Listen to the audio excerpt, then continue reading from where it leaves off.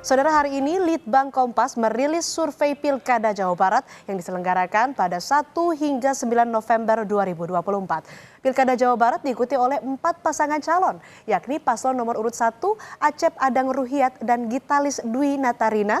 Kemudian paslon nomor urut 2 JJ Wiradinata berpasangan dengan Ronald Surapraja. Kemudian paslon nomor urut 3 Ahmad Syaiqo dan Ilham Akbar Habibi. Serta paslon nomor urut 4 Deddy Mulyadi yang berpasangan dengan Erwan Setiawan.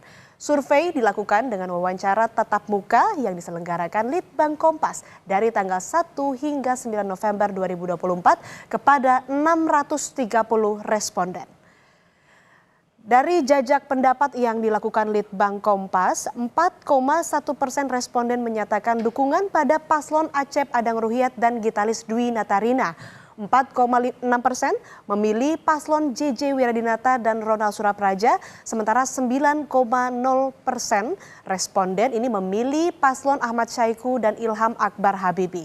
Kemudian 65,0% responden memilih paslon Deddy Mulyadi dan Erwan Setiawan.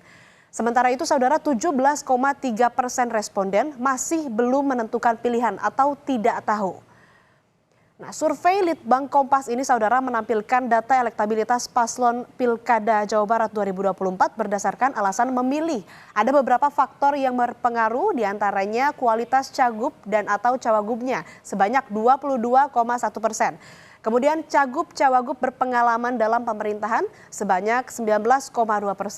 Kemudian visi, misi, dan program kerjanya sebanyak 17,6%. Integritas moral cagup dan cawagupnya 9,6%.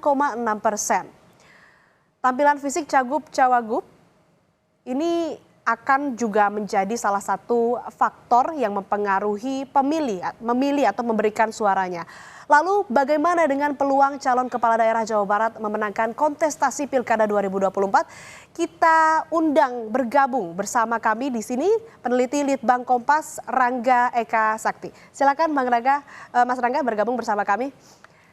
Selamat pagi Mas, apa kabar? Selamat pagi, sehat. Mas, kalau kita lihat dari hasil survei elektabilitas paslon Pilkada Jawa Barat 2024, ini apakah nantinya Pilgub Jawa Barat cukup hanya satu putaran? Dari hasil kita terakhir ini ya Mbak, jadi memang pilihan masyarakat Jawa Barat ini nampak sudah mulai mengerucut ya ke salah satu paslon. Agaknya agak sulit untuk membayangkan dari paslon-paslon lain untuk bisa mengejar elektabilitas dari paslon nomor 4 di 65%. Artinya dengan waktu yang sudah semakin mepet dengan hari pencoblosan, dengan hasil survei yang sudah diperoleh juga, artinya memang ya kemungkinan besar satu putaran begitu, tidak langsung. Nah, lalu selanjutnya, apa yang membuat publik memilih? Apa saja yang dipertimbangkan?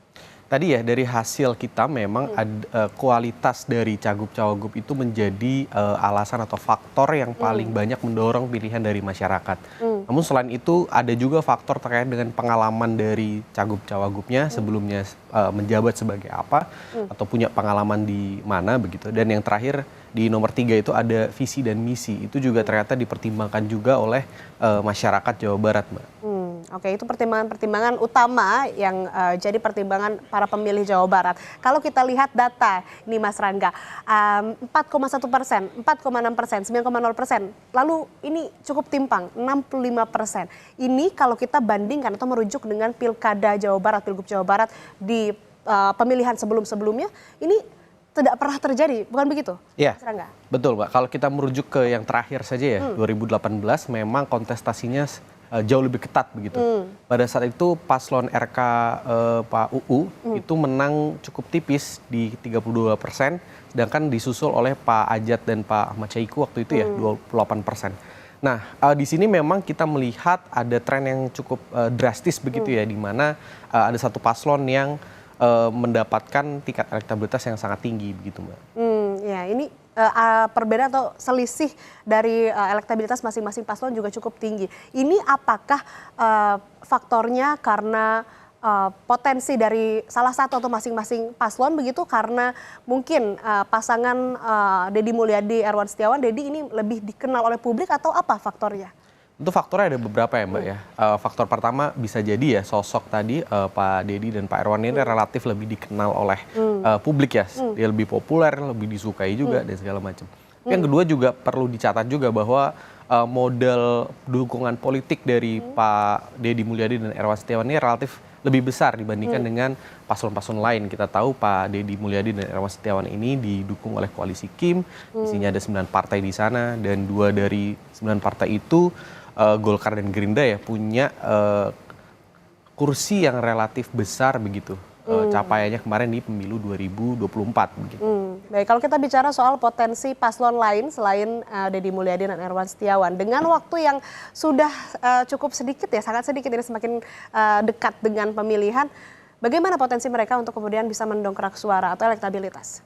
Bagi paslon nomor 1, 2, dan 3, ini kan memang unik ya. Tapi mungkin satu benang merah yang bisa ditarik begitu ya dari ketiga paslon ini adalah bagaimana mereka perlu untuk berupaya mengkonsolidasikan suara-suara dari basis konstituen mereka yang masih mengalir ke pasangan Deddy Mulyadi dan Erwan Setiawan. Baik di kelompok pemilih PKB gitu misalnya di paslon nomor urut 1, kemudian di kelompok pemilih PDIP yang mengusung paslon nomor urut 2, dan juga PKS dan Nasdem di nomor urut 3 begitu. Banyak juga yang belum memilih, ada 17,3% yang tidak tahu atau belum menentukan pilihan ya ini Mas Rangga. Nah, ada juga yang menyebutkan bahwa belum memilih karena menunggu kampanye selesai. Nah, sebetulnya faktor dari kampanye ini sebesar apa terhadap elektabilitas? Kalau dari hasil kita ya Mbak, sekitar 39-40% dari publik Jawa Barat yang masih belum menentukan pilihan, itu memang menunggu hasil dari debat dan juga kampanye ini finish dulu Mbak. Begitu. Artinya faktor yang paling besar begitu? Paling besar. Lalu selanjutnya ini kan ada juga swing voters. Ini bagaimana potensi yang belum menentukan pilihan, yang belum tahu potensi swing voters ini seperti apa Mas untuk memilih nantinya? Pertama dari segi jumlah, sebetulnya kita belum bisa bilang bahwa itu jumlah yang relatif besar ya. Karena kalau kita coba cross ke mungkin rata-rata orang yang pada akhirnya tidak memilih begitu dari DPT ya, yang golput atau tidak sempat memilih, itu kurang lebih ya sekitar segitulah. Jadi itu mungkin bisa jadi gambaran mereka-mereka atau masyarakat yang mungkin pada akhirnya tidak memilih gitu di pemilu. Jadi mungkin, dan juga apabila itu didistribusi secara merata begitu ya ke 4 paslon, saya rasa sih akan agak sulit kemudian undecided voters itu bisa merubah peta konstelasi politik yang sekarang sudah terbentuk. Jadi sebetulnya pengaruh dari undecided voters ini tidak begitu besar meskipun angkanya masih cukup tinggi lah ya, 17, sekian persen begitu. Ya.